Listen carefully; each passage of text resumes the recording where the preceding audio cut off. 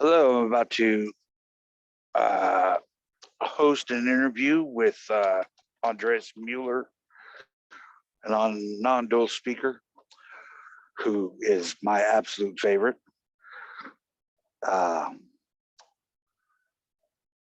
He's done so many things, written so many books, and hosts just countless meetings, and has a great YouTube page called The Timeless Wonder, as well as his own personal site. I'll let him talk a little bit about that.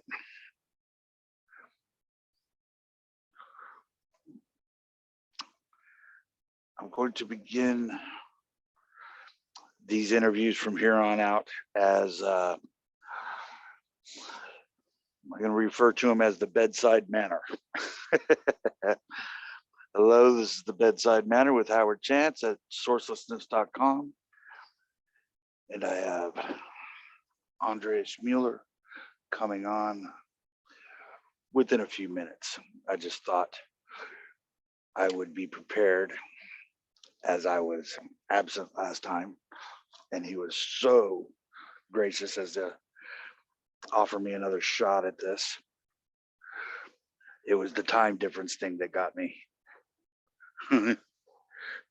I thought he was 6 hours behind, but he's 6 hours ahead. So he was very kind about that, and very understanding. He's an amazing guy. I've been watching his stuff for years. Just unbelievable, beautiful stuff.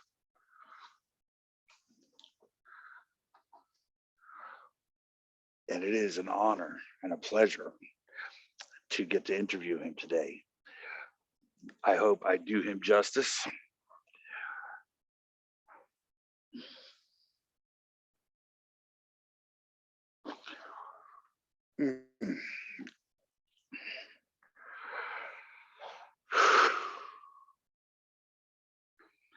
I've been listening to his links all night long. It's the first quiet, peaceful moment in a while.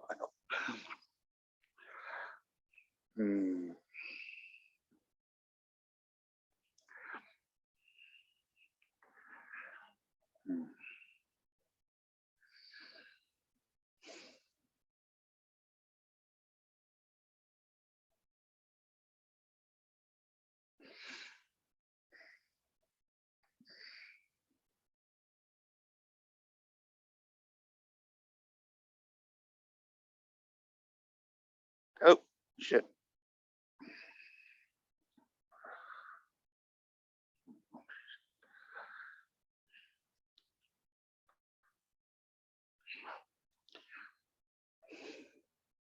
Hello, Andreas.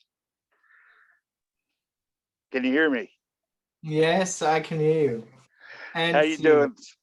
How you doing today, sir? Yes, I'm very good. Thank you. I'm so happy you agreed to do this. This is amazing for me. I love your stuff.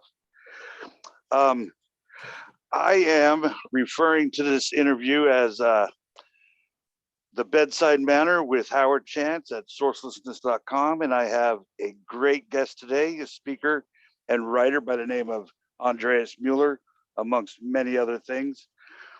He has a YouTube page called The Timeless Wonder, which is absolutely amazing. I've been stuck on it for days.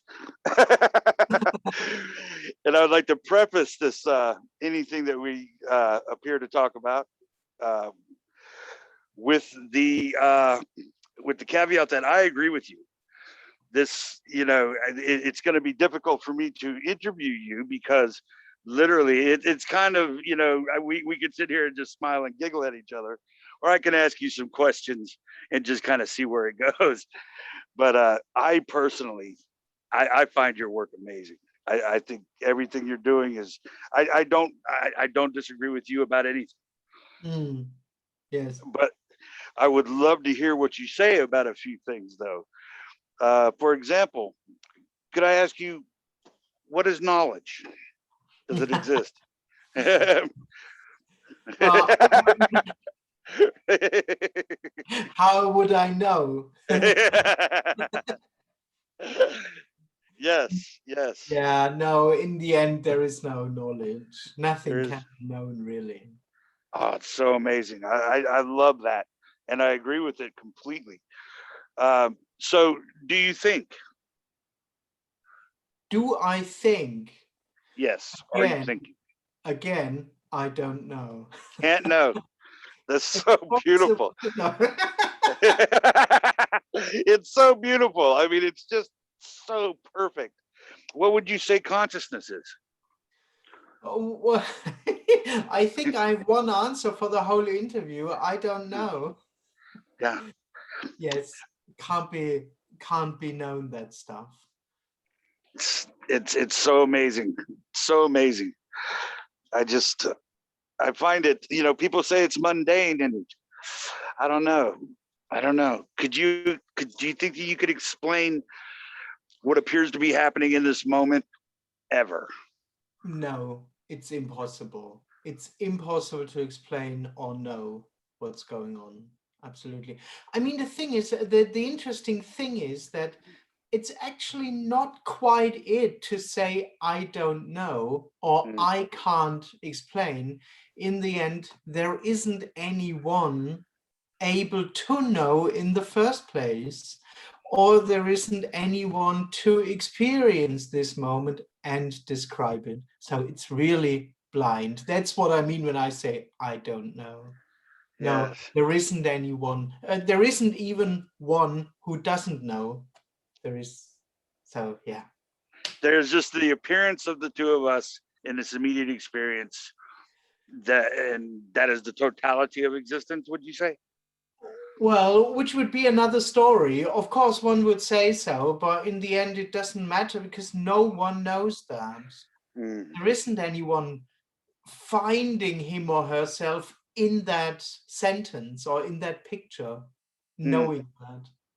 Yes, I had a friend yesterday say the funniest thing to me. He's one of many. I feel sure you run into these people quite a bit. That an experience must exist in order to negate it, right? And he said, That's an interesting one. "What would you say to that?" Well, to me, this is just a personal conclusion. The person has to conclude that, but it's coming from logic. It's thinking it through and coming to a logical conclusion. Yes, And yes. in a way, the person can't come to another conclusion. So, what to say So, about that? logic cannot exist Exactly. because for me it seems if there's no source for thought, and I mean in that you cannot know that you are your brain in time and space, then you can't be your mind, you can't be your thought, and therefore everything is tetherless Yes. and just without foundation. And maybe that's the misunderstanding, that the person might think that this is an attempt to deny existence, Mm, like a method or mm, another concept or another approach. But in the end, existence doesn't have to be denied. It's not real in the first place. yes. But for a person, this sounds like another attempt to explain something, like the denial of existence or something. And one more sentence, and Oh, it's please. right, and it's right, seen from the person. In order to deny existence, you would need someone to do so. But you're assuming self. Yeah, Ah, yeah, and that's the so existence. I like to say existence does and does not exist in that, it appears to exist in that we appear to be people talking, but it's not that because we are not the self that we appear to be. And so it does and does not exist, but it's that's just but I'll tell you what, uh every the the most beautiful thing I find about your style is that you can field these questions over and over and over, and you have this amazing way to be able to communicate with some of these people. And then there are the other people that I noticed just don't get it, but keep coming back, and you never lose your patience with them.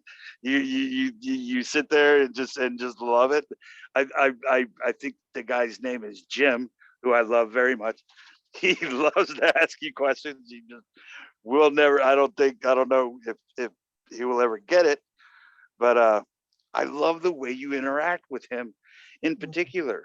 It's amazing because you know, he's a great guy. He's got great questions, but you know, he's just one of those people that can't let go of the self.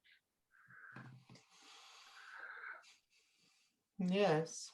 Yeah, I mean, not that there is anyone there who could let go. It's just what Right. seems to be happening. So yeah, it's not anyone's choice. It's not. It's just what seems to be happening. And yeah, his name is not Jim, by the way. It's someone else, but doesn't I, matter. Doesn't you know who matter. I'm talking Yeah. about. And yeah, maybe it's just a quite intense. I mean, you know, some people might have this over 10 years, and he's just, but it would just be different in the story, so to speak, or relative to each other, but it's the same seeking setup. It's the same need for answers, and it's the same until it drops, so to speak. Yes. I noticed that your awakening story, or however you want to categorize that, it was over a course of several years. It seemed to me that you just slowly but surely, and then suddenly realized that, you know, you just, where, you know, a lot of people get it bam straight away. Other people, it takes time to understand it, but at the same time there's no understanding and there's no knowing, and that didn't really happen, and that's the story of it. But I'm a little intimidated because, you know, their words themselves are duplicitous. I mean, it's they require points in time and space in order to be communicated. But what we are saying, or what I agree with you, and what I believe that you are saying, is that there are no points in time and space. I mean, there is no separation. Absolutely. And Yes. so no matter what words you want to use, no matter what phrasing, no matter how you want to say it, it's incorrect in the outset. Yes. Yeah, it's just not really saying something. It's incorrect in the sense that the person thinks that there is a truth that can be really spoken, and that it really exactly is how we say it. Like when I say, I was a seeker for 15 years, the person thinks that this is, or that this was the only truth, that there really was an Andreas, that there really were 15 years, that there really is something called seeking. And that's just not the case. It's just not real. And that's why it's incorrect in a way. So there is no reality. Yes. Okay. And so time and space obviously would be the illusion as well. So this, how should we say, or how should I say, moment, um, is the totality of existence expressing itself just as it is, appearing to be existence, but not being existence as it Yes. appears. Yes. Absolutely fascinating. It was 2 years ago, a friend of mine, I was stammering over words, trying to tell people for the last 40 years that, you know, time and space isn't real. You know, knowledge doesn't exist.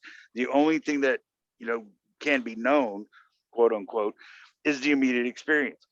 And I wasn't saying it very eloquently, but finally a friend of mine came to me with your links, and she said, I think I found somebody you can resonate with. And I listened to you for, it was right away. I said, there it is. This guy's great. I love it. Ever since that first day I heard you, you've been my favorite non-dual speaker. I'm telling you, I love it.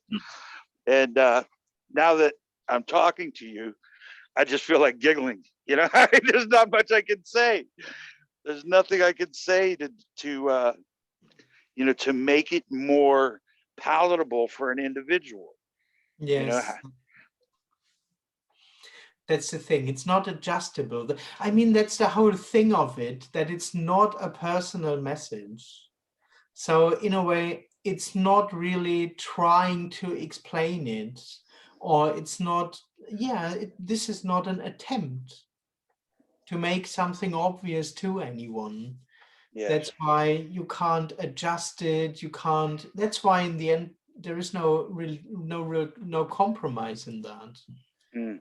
It's not an approach. It's also not, I mean, that's what's the story in many spiritual teachings is that the guru, so to speak, takes the disciple by the hand and they walk together, or the which is kind of a romantic picture. It's quite a nice picture in the end.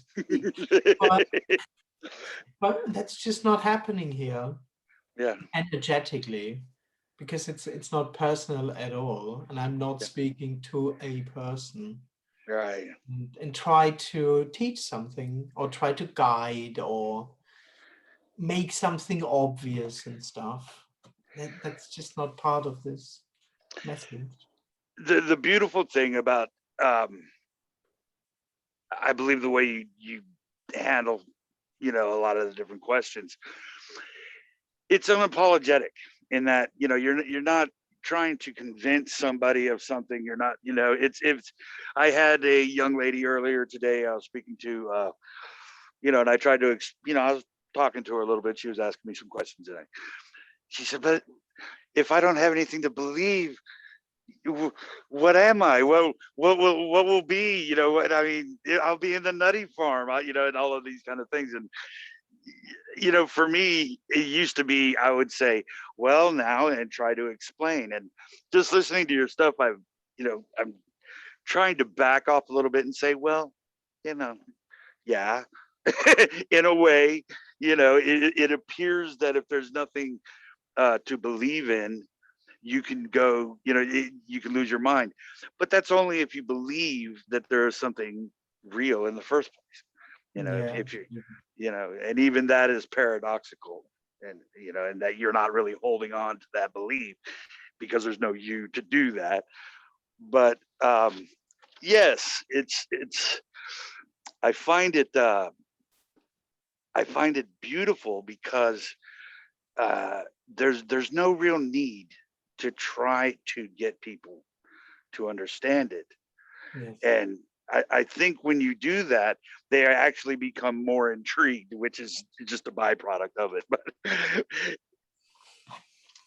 yes, yeah, yes. I mean, in a way, I mean, in that sense, that's just the case. And that on the one hand, that's the freedom, and that's also the attraction, that there is no need behind it. mm. There is no personal need in that sense, in this whole thing. Neither for me, that I need something from it. I don't neither need me to be a happy me or to become a happy me, nor I do need other people to become happy me's. This deeper need is just not there. And on the one hand, that's the freedom, but I also guess that's the attraction for some people. Yeah, If that is the freedom. The freedom, it appears for me in that in the paradoxically, I'm going to use some loose language here, but the the understanding or the recognition that none of this has a foundation or a base in any kind of reality, and that this is not time and space and in separation and individuals. The beauty of it is it's just the way it is. It's not like it's just the way it is. You don't it's not like I have to convince you of something.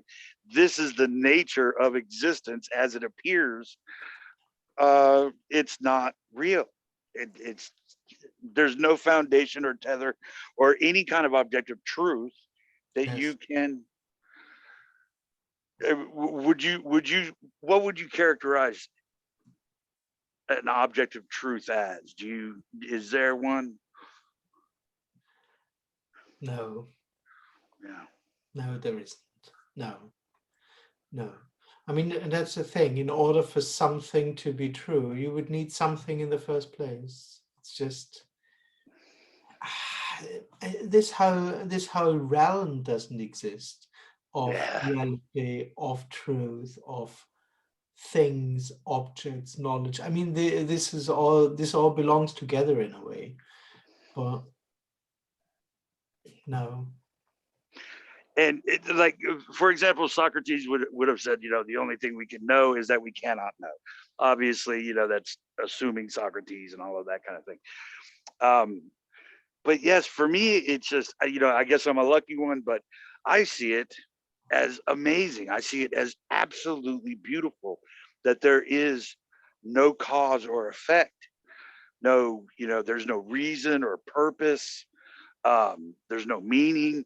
And all of this just kind of arises out of nothing and goes into not even nothing. I mean, it's just as it is Yeah. beautiful. Yes, absolutely. Yeah.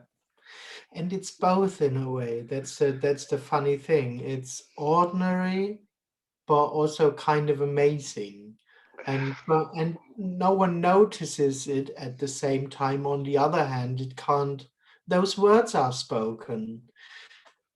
So yeah, what to say? Yes. What to say? It's just for me, it just blooms. I'm going to get you some flowery language here, but for me, it just blooms when the lack of belief, the lack of knowledge, the lack of understanding, the lack of assuming anything, and it just appears amazing.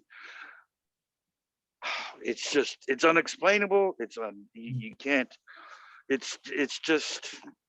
Oh, all I know is that I'm so glad that my friend uh, turned me on to your stuff, and I'm glad that you did the new channel is amazing. The YouTube channel, the Timeless Wonder. Mm. Can you tell me how you came up with that name? Well, Oh, well, that's actually a how many pinches are in that question? But come on, no. The thing is that it's just such an ordinary story. That's the thing, which Yeah. is not even half as miraculous as the name is. Yeah. Um, it was just it was actually before I started the talks, and it became obvious that this will happen in a way. I wasn't expecting it, or I wasn't planning for a long time to do the talks and stuff, but at some point it became obvious, like, oh, this is going to happen. And of course, what's the first thing is to have a website, and the website needs a name. Yeah. Well, I'll tell you what, I think, all paradoxes aside, I think you're a natural at it, no doubt. I mean, I resonate with the whole thing. Um, I'm going to, let me see, would you say that the negation of the conceptual self or is valid? Like, for instance, to negate something in order to complete something that's already whole.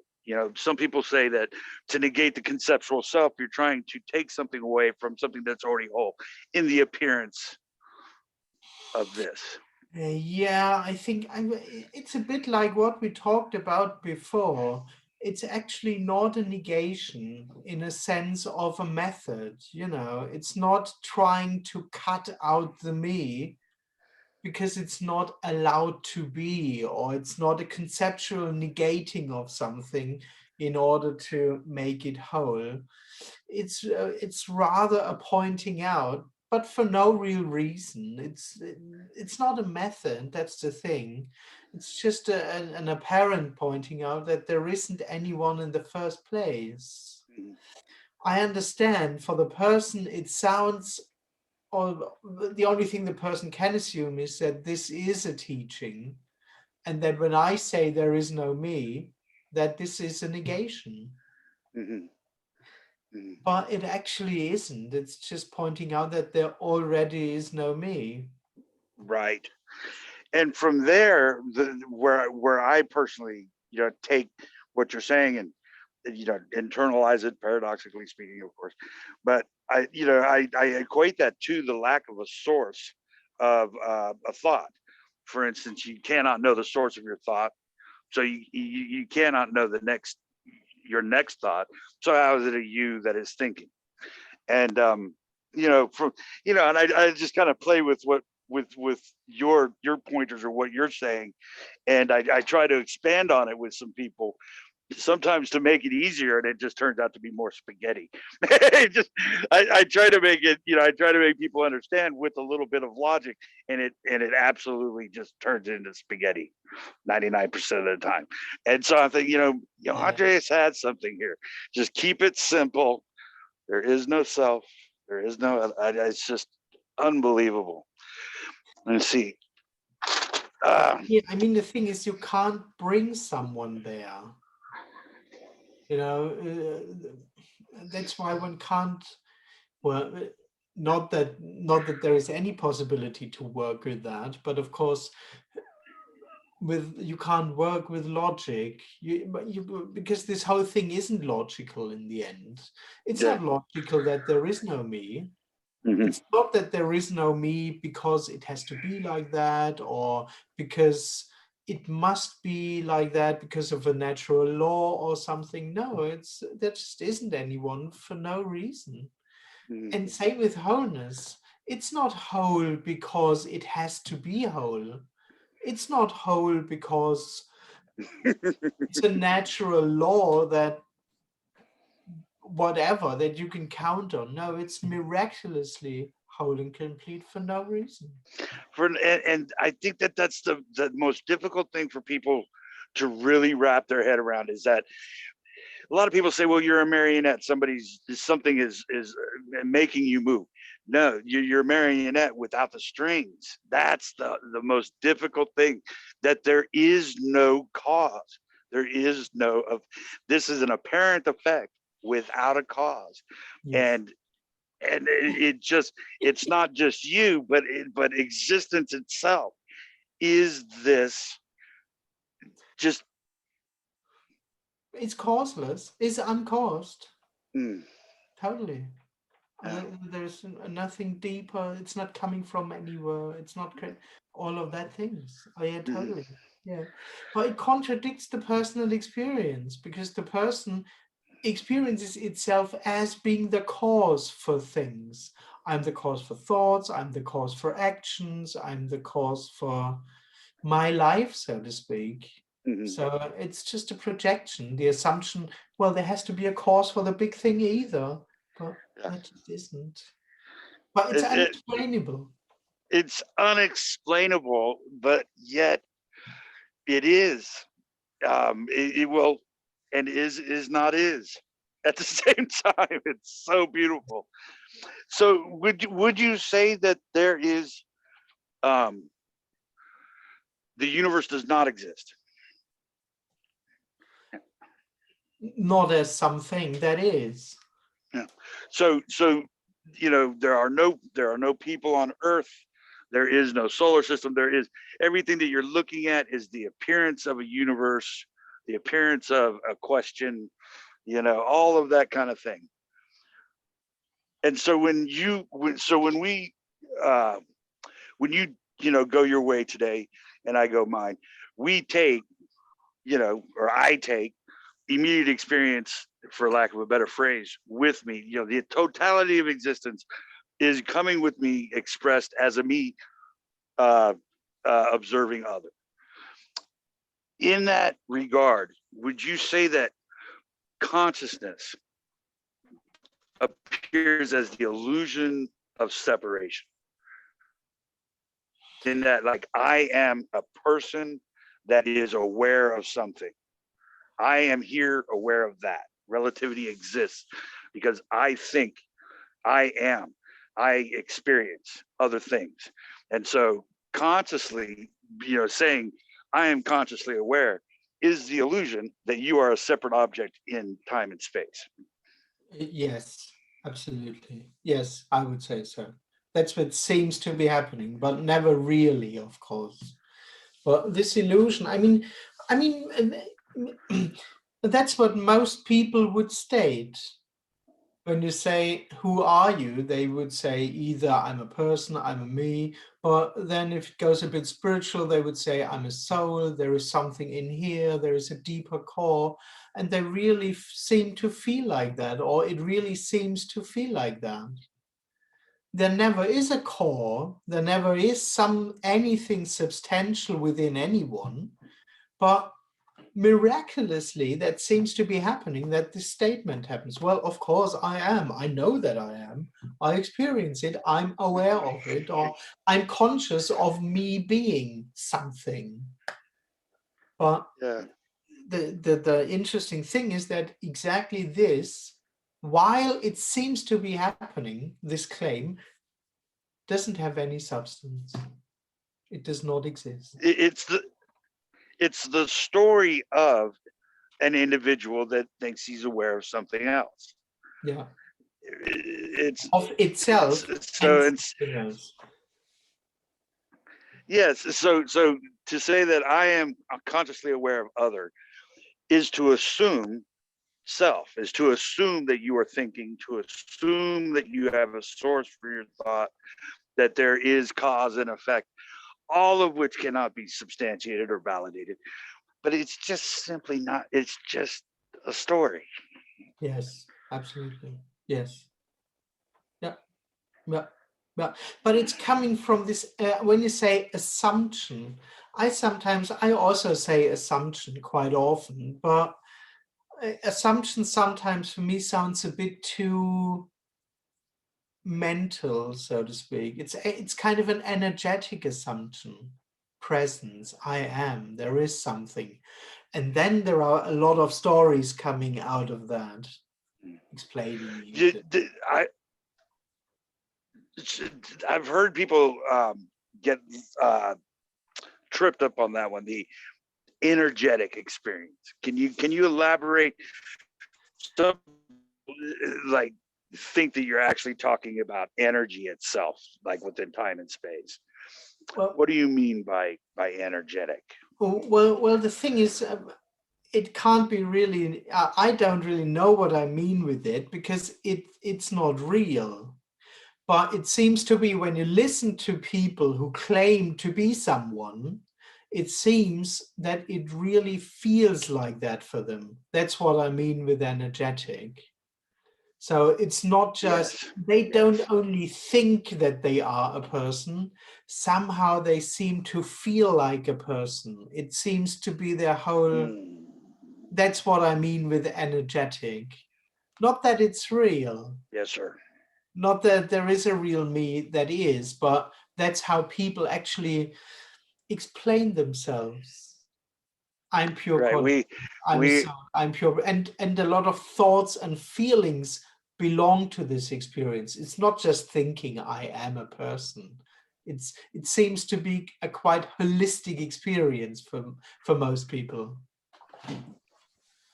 I completely agree. The people will say, they use energy, people, the separation type people will use energy as, okay, there's a universal consciousness, it's an energy that I exchange, and all of that kind of thing.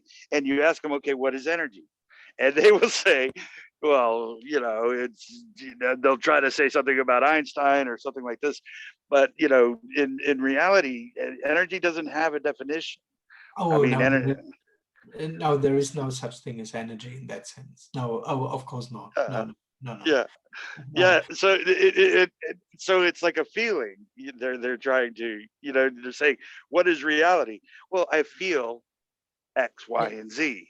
Yes. Yeah. Yes. Actually, yeah, you're right. Yeah. Yes. Yes. And when I say this energetic, it's trying to just explain this bundle of feelings, emotions, impressions, thoughts. The whole thing I would describe as energetic, but it's an apparent description of something that's actually not happening. Right. And Yeah, it's absolutely beautiful because, you know, for me, it's like when you're using the word energetic, for me, it seems like you're alluding to that bundle of, you know, static that thinks it's an entity, thinks that it's a being that is, you know, feeling and sensing, and, you know, I have this connection with everything around me and all that kind of stuff. And that's that energetic kind of illusion where it's not just you thinking, you know, it's not just logic, it's the whole that whole illusion of presence exactly. that Yes. an individual has. Yes, that the That individual. I'm sorry, I missed Sorry. that last bit. Actually, that the individual is. You said Yes, that's what the individual has. Yes, but it's also what the individual is. an energetic little bundle of, you know, absolutely no tether to any kind of reality. It literally is the appearance. I mean, how can you say it? How can it be said? Your stuff is unbelievably perfect in every way because it doesn't, you're not asking anybody to believe anything. You're just simply just stating the subjective nature of what appears. Yeah, for no reason. Is there anything that is not subjective? Well, it's It's easy. This is easy, Andreas. No problem.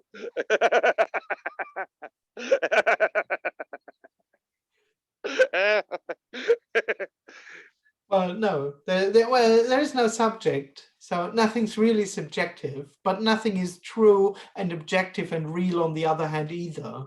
So, It's neither subjective or objective, yes. and that's beautiful. How about conceptual? Is there anything that's not conceptual? Well, on the one hand, yes, nothing is conceptual, one could say. Everything is the natural reality, which is absolutely not conceptual. But every thought and every idea are, of course, only concepts and never truths.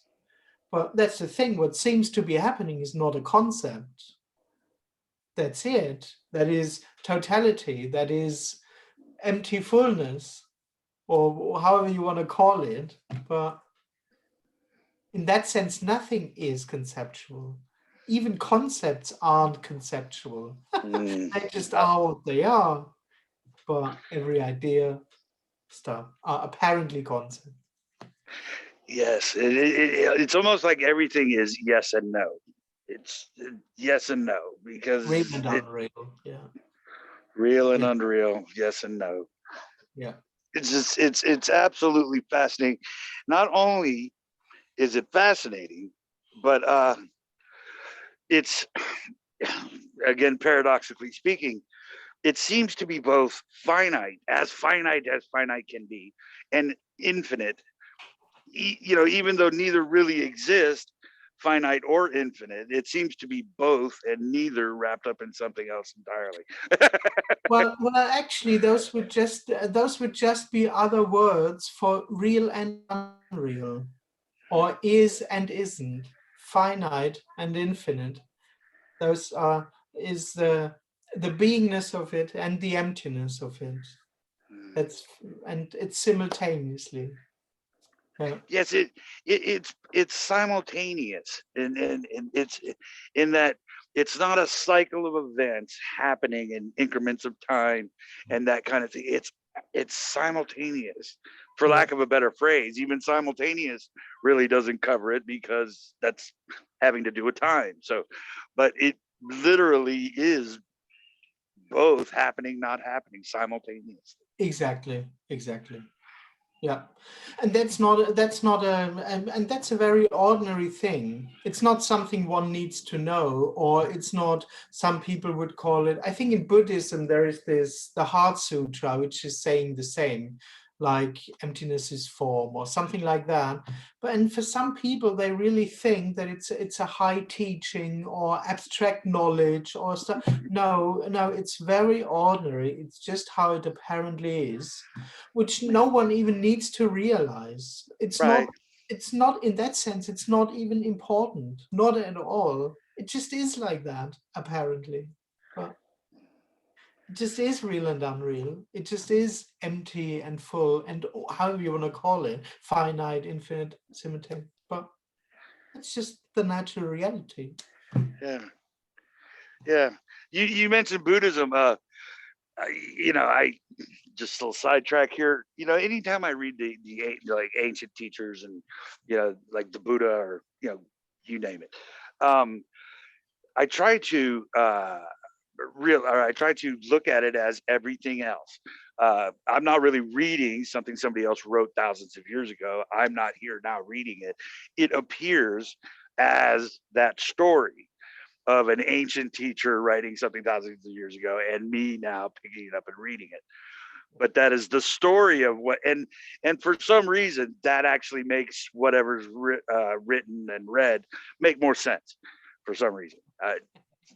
It's a little sidetracked, but I think where I'm getting at with that is it you know if you don't look at it as separation, if you don't look at what's written as separate, a lot of times the teachings actually make sense more. This is not something that was written, and it's not something that's being understood.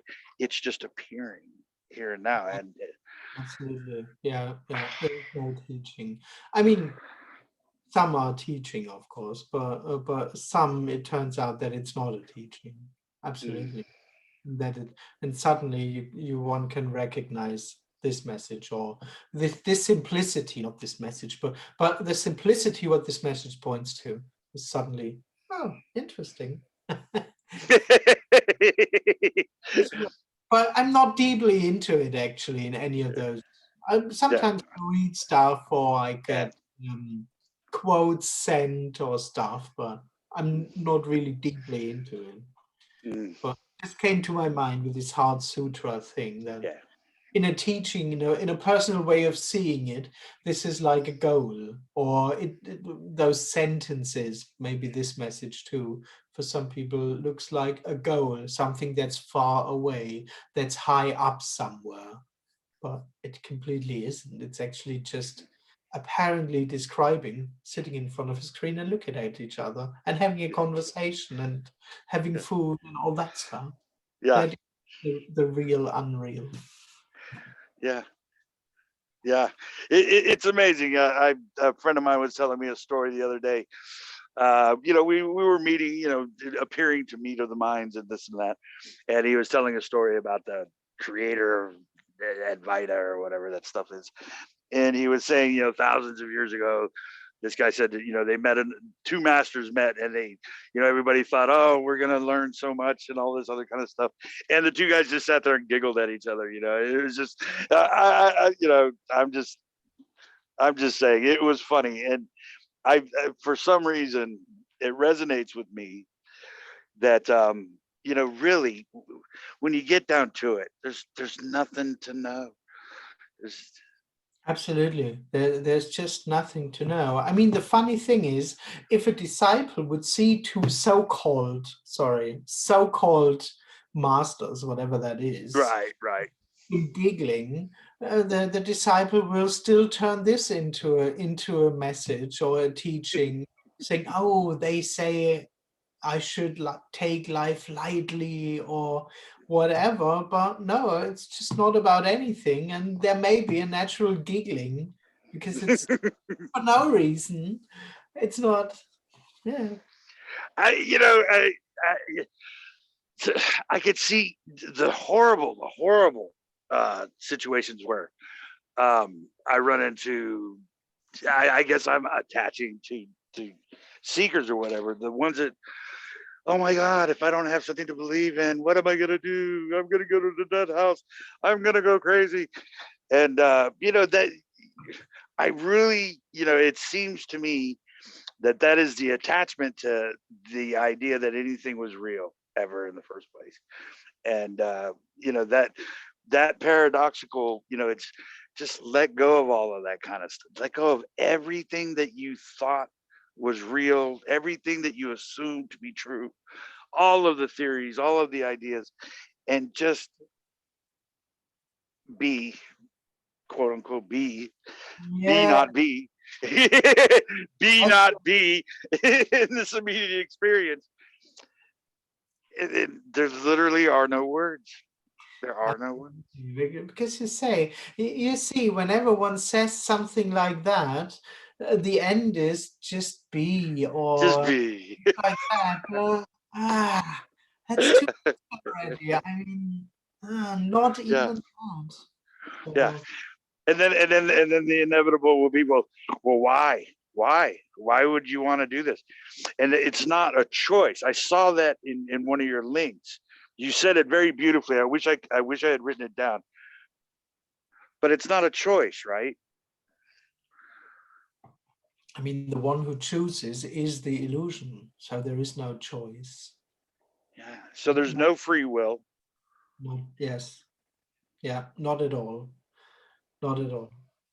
That's why all those things don't work, like let go of every concept.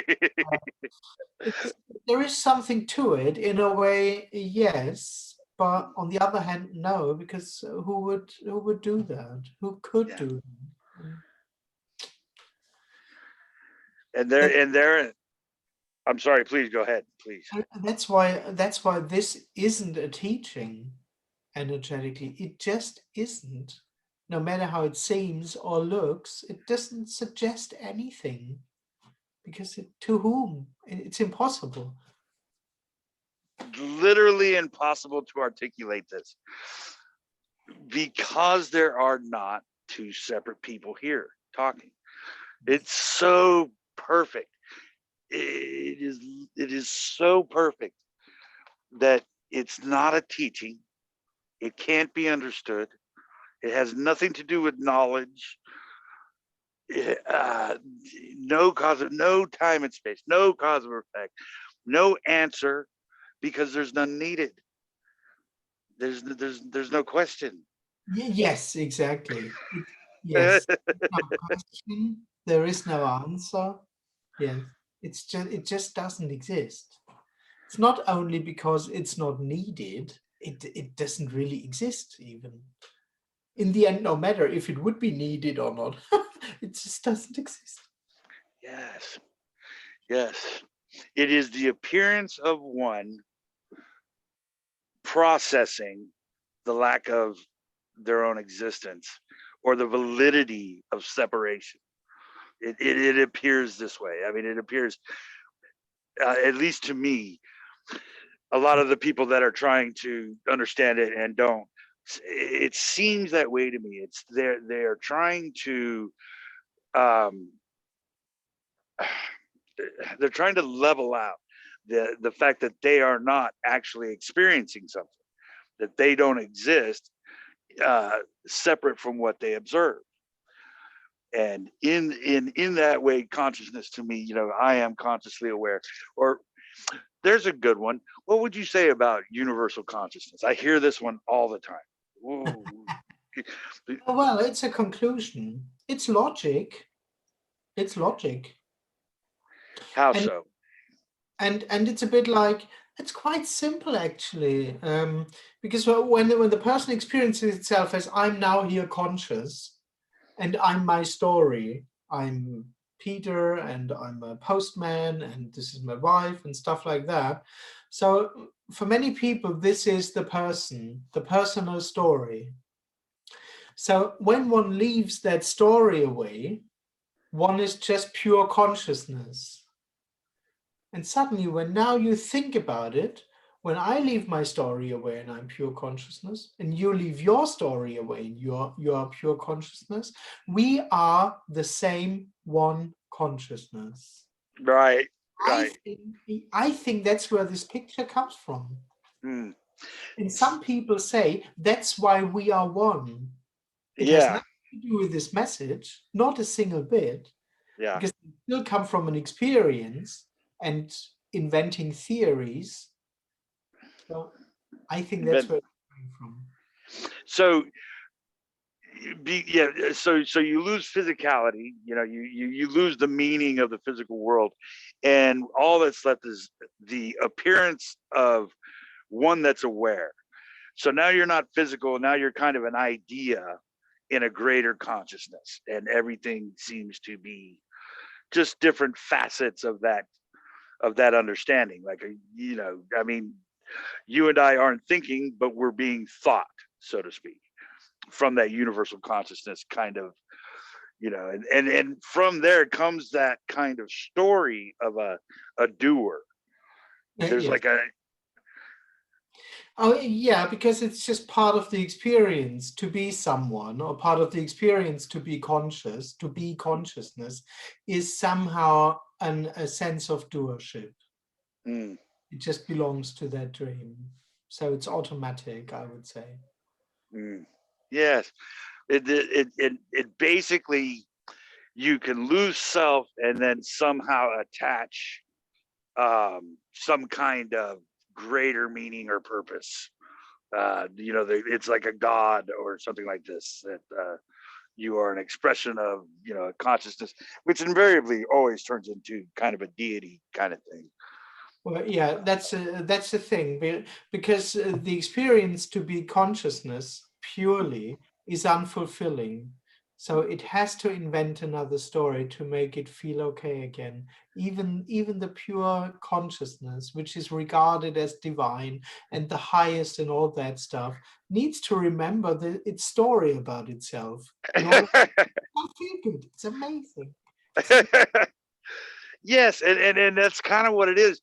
It's like the dream within a dream story. I mean, it's, you wake up to the dream, and you're dreaming within a dream, and what you think might be something beyond this is also another kind of dream, that a lack of separation dream, whatever you want to call it. So it's just a dream within a dream within a dream, without foundation on any level. So what you come up with, or what the seeker might come up with, is this universal consciousness that is the ultimate dreamer. That Yeah. is the real one. Yes, which in a way also reflects its experience. It's just inventing another story about oneself. It's not the story of I'm Peter the postman having these problems. It's Right. inventing the story of, well, I'm pure consciousness and I'm God. Yeah. And that, and then there is a dwelling in that story. Of course, it's much more nice to dwell in the story of I'm pure consciousness than I'm Peter the postman. That's the attractive thing about it. But it's Yeah. still work. You still have to tell it to yourself again and again and again. It's Yeah. personal. Yeah. And then you still have this. Okay. What is, universal consciousness? What is that? And then you just come up with it is basically another story about the self, only on a universal scale. You're Absolutely. kind of, yeah, it's, Totally. I mean, the person loves that, to turn its experience into general law. yeah. That's the thing. The person experiences cause and effect, and it invents the general law of karma that goes on in, and it experiences itself to be aware and present, and immediately turns it into a general law. All there is awareness and consciousness. There's some kind of truth, and it does that with so many things. But And and it skips directly over what is, which is that is unknowable in the first place. There's no way that you can tether that to any kind of objective truth. It's just making a more grandiose story of a universal self in regards to what seems to be the self. yes, It's a, yeah, eh, it needs to artificially make it feel good to yeah, be. yeah. I mean, that's just what seems to be happening, but that's what it apparently does. Right. That's all. I'm And, sorry, please go ahead. and that's what you see in those glorious religious teachings, where it's full of meaning, importance, glory, and all that stuff. Yeah, and it's literally the identical story, it only on a different scale. It's truly fascinating that it does not have a truth attached to it, any kind of objective realism, or what can be known to be real, and yet people say, well, it's not just this little thing that doesn't make sense. It's a bigger thing that's the same thing, and that explains everything. And when you ask a couple of questions and they say, well, I just don't want to think that way, and well, it's not what is, though, is it? It's what you want to believe as an individual. Yeah. Yes. Yes. It's, Yeah. I mean, I'm telling you, you created a monster here. I love this stuff. it's it's unbelievable that this could be exactly as it is, without meaning, purpose, or reason, without cause and effect, without any story. It simply is, not is. I mean, would you agree with that? Is not is. Yes. Yeah. Yeah. It is. It isn't. I mean, these are all those. Well, it's it's in the end, it's saying nothing. But yeah, it is and isn't. It's real and unreal. What seems to be happening is and isn't. That's it. That's the natural reality. Totally. Yeah, Yeah.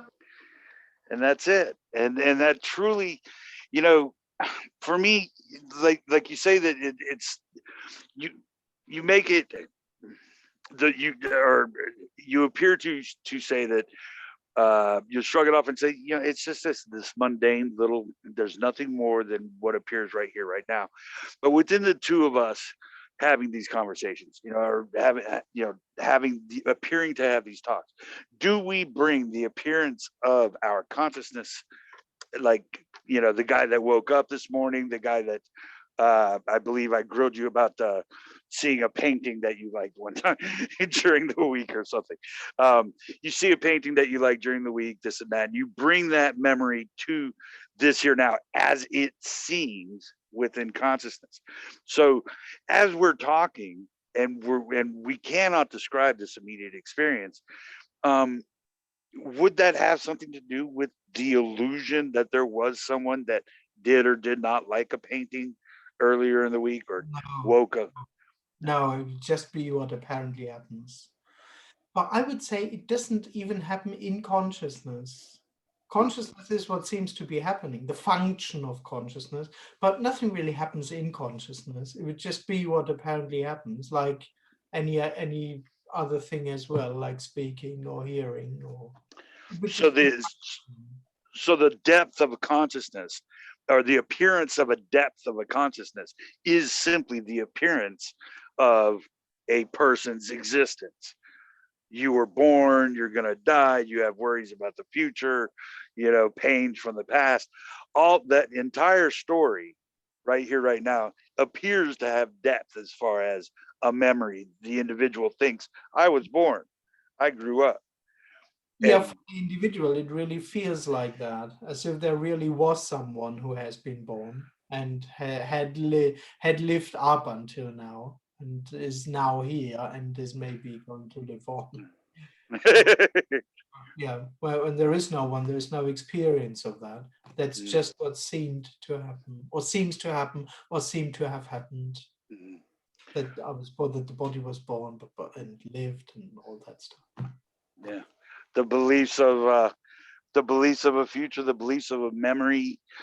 This stuff, I'm telling you, Andreas, your particular style, I tell you, you got me hook, line, and sinker. I don't know what to say other than thank you. And truly, thank you, by the way, for giving me this interview. Mm. Thank you. Thank you. I'm totally enjoyed it, and I'm enjoying it. And thanks for the invitation. Oh, no problem at all. I mean, as far as I'm concerned, you know, I love I love watching you do these things because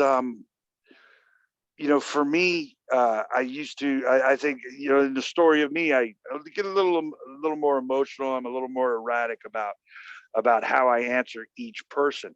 What I really appreciate about your style, about the way you do this, again, I'm using loose language here, but it's your ability to remain on message as the different personalities come your way.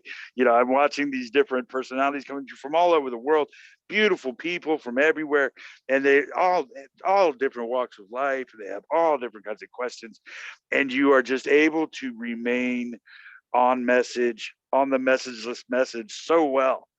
It's beautiful. I mean, was that something I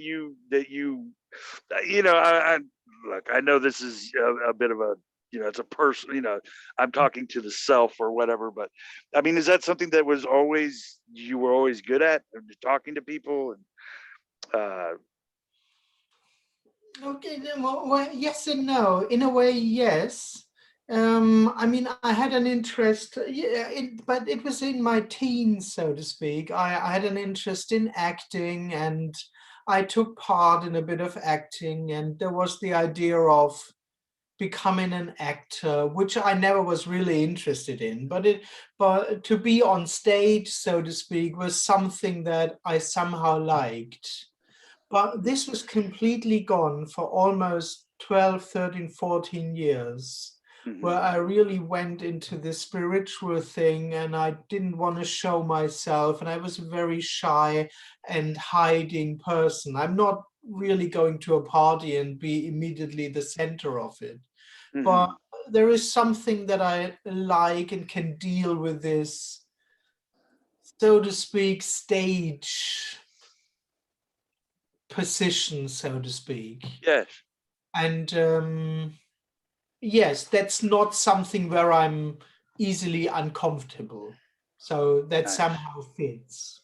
I Yeah. love it. I was watching a link last night, and two guys got into it. They're fighting, in the audience or whatever, and you're just smiling the whole time. They finally calmed down, and you just kept on about your. It was beautiful. It was, if anything, it looked like you found it, kind of funny. It got a little serious there for a minute, but everybody, everybody. He goes, the man was so upset. I exist. I'm asking you a question now. He was yelling at the top of his lungs, and somebody else from the audience chimed in and tried to answer for you, and that did not go well. But I did want to say one more thing, and if I may, in regards to just the way you helped me in this way. The reason why I started the page, the reason why I began to do these things, I saw this thing from you a few years back. At least it was recorded a few years back, where you were talking about where you just began, where you just started, and you were saying that you were holding meetings at the house, and it was like 6 months and nobody came, and you just kept doing it. You said, yeah, after 6 months, I was thinking, maybe this isn't going to work out, but you just kept on plugging away, and just kept doing your thing, and you have this just I'm sorry, I'm going to say, you inspired me to do my thing. And I said, here's this guy that unapologetically, this is not a teaching, this is not something I'm trying to persuade you of. I just wanted to let you know that you inspired me in that way, and I want to say thanks. Oh, wow. Thank you very much. I mean, I didn't do it. I'm not even all Right, right, right. All of that stuff aside, that. I mean, but it is All it right. is the appearance of what you Yeah. know.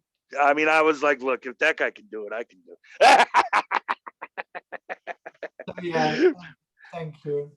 No problem, no problem. if I could, can I ask you one more thing? Yeah. Do you have anything that you want to plug? Is there anything that you want to? Is there a retreat coming up or anything like that?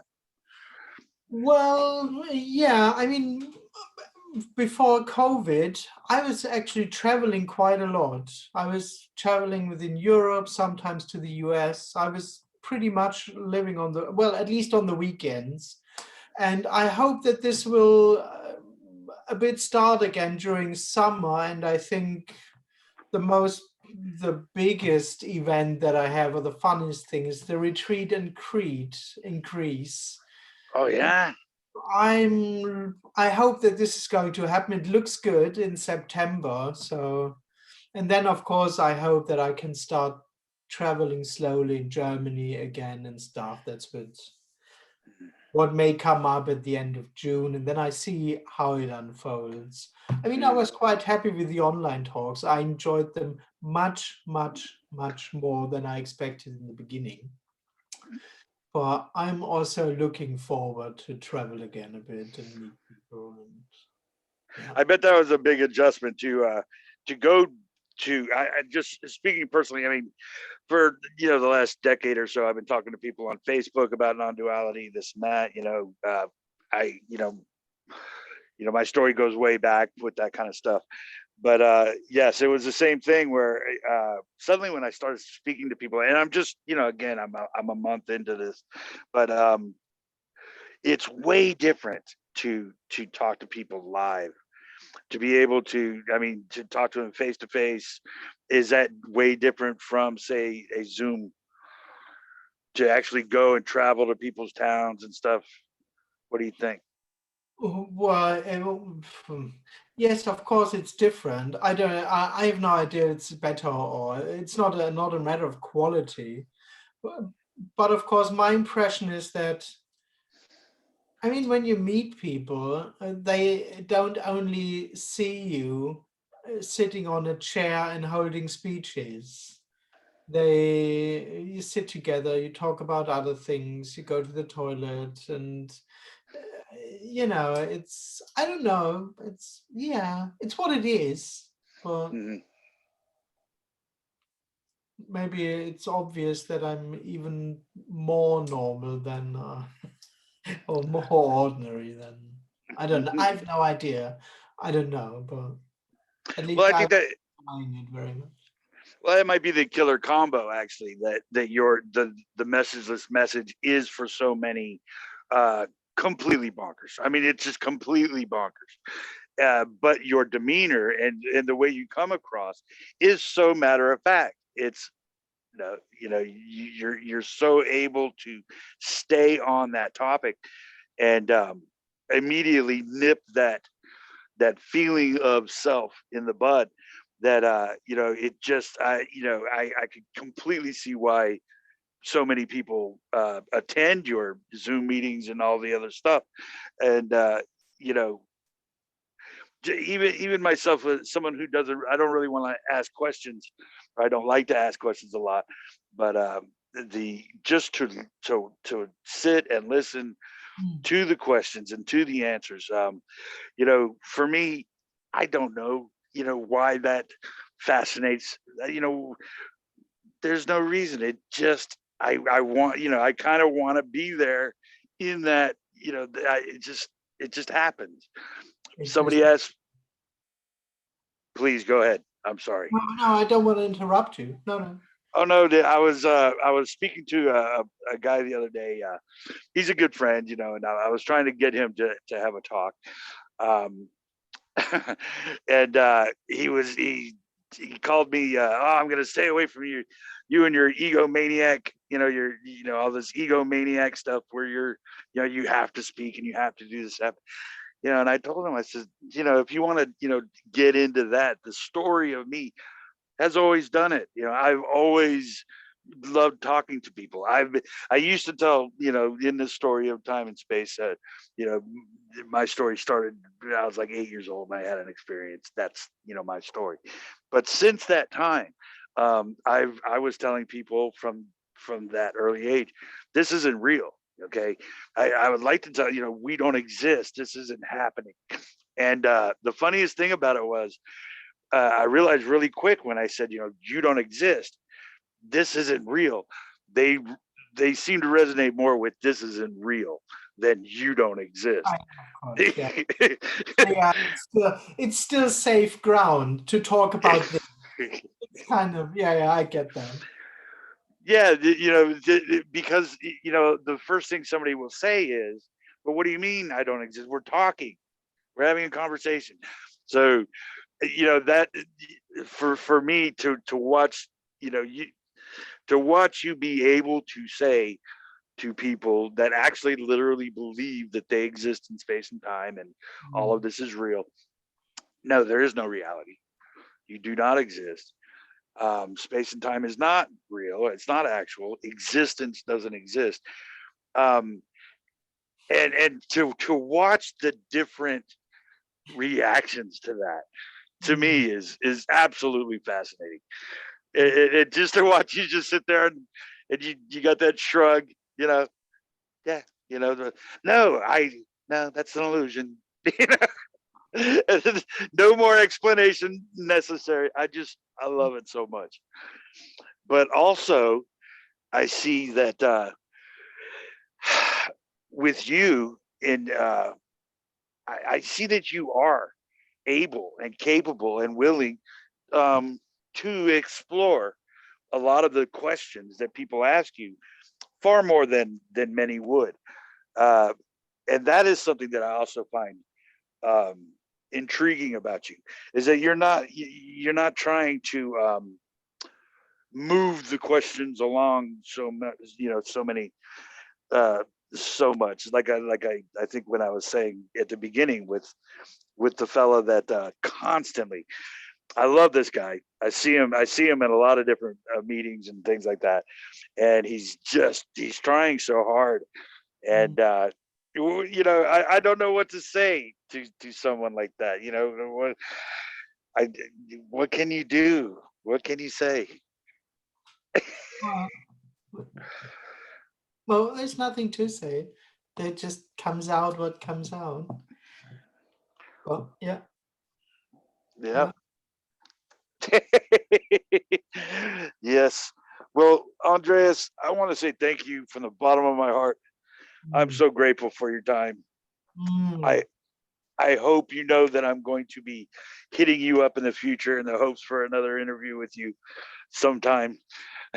Oh, absolutely. As I said, thanks for the invitation. I totally enjoyed it. Lovely. I I think you're amazing, and I wish you the best. And again, sir, I'm so grateful. Thank you. Thank you. Have a Thanks. great day, Andreas. You too. Thank you very much. Thank you. Bye. Roger. Bye. Bye. Bye. Bye. See here. I'll Go leave. here. That's all right.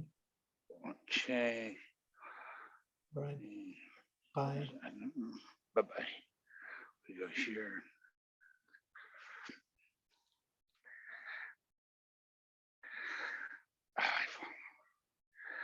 So I go here, and I go here, and I go here.